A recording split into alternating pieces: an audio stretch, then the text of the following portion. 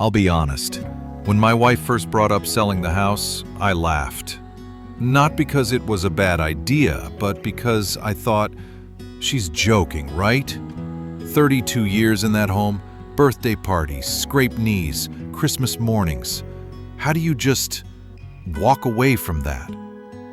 But something was shifting. The stairs were getting steeper. The rooms were getting quieter. And deep down, we both knew.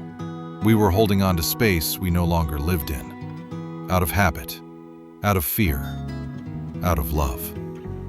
So we asked ourselves a simple question. Is this house still serving the life we live now, or just the one we used to have? If you're in that space, wondering whether it's time to let go or hold on, you're not alone. And no, you're not behind.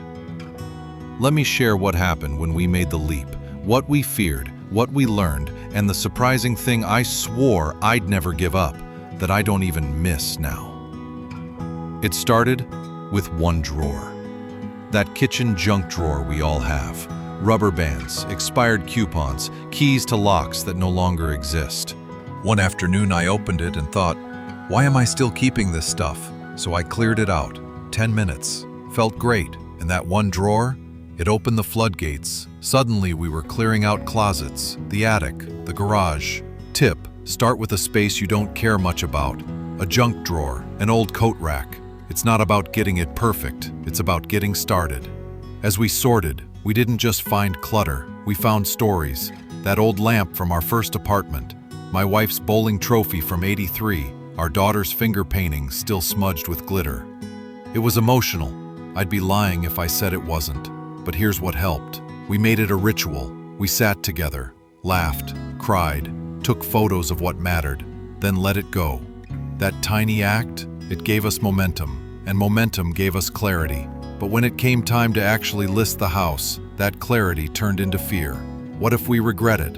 What if we miss the neighbors, or the garden, or that one creaky stair we always complained about, but secretly loved? And what about the money? What if downsizing actually costs us more? Here's what we found. We sold for just over market value, enough to clear our mortgage and put about $420,000 aside. We bought a smaller, one-level home on the edge of town. Not fancy, but solid, comfortable. Just enough space for the two of us and the grandkids when they visit.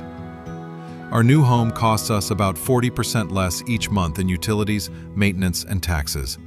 That alone gave us breathing room. But if your situation is tighter, here's what others we know have done. Some moved into 55-plus communities with shared services. Some rented for a while, tested a new area, then bought small. One couple even traded homes with a younger family who needed more space.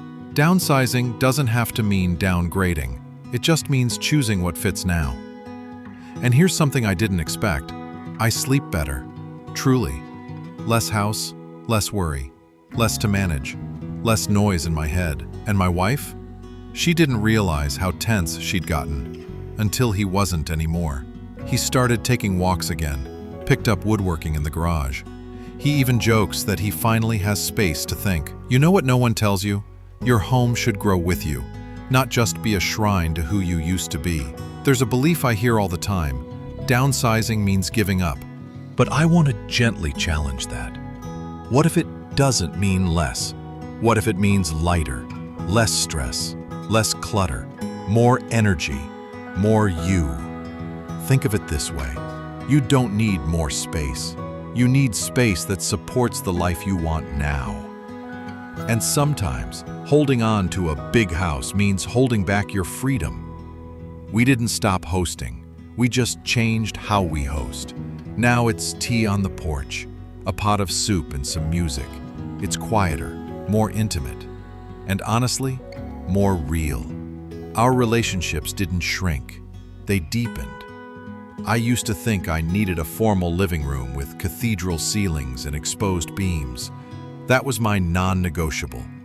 But the house we fell in love with, it didn't have any of that. It had something else, a breakfast nook, just 2 chairs, a small table, a view of a maple tree.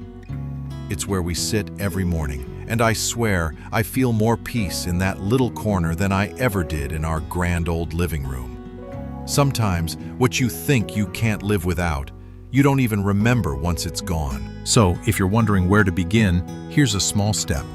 Set a timer for 10 minutes. Pick one drawer, one shelf, one pile. Ask yourself, do I love this?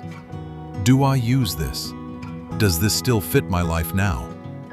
If not, let it go. Just one thing, that's it. You're not falling behind. You're clearing a path forward. You don't have to make a big decision today. You don't have to downsize this year.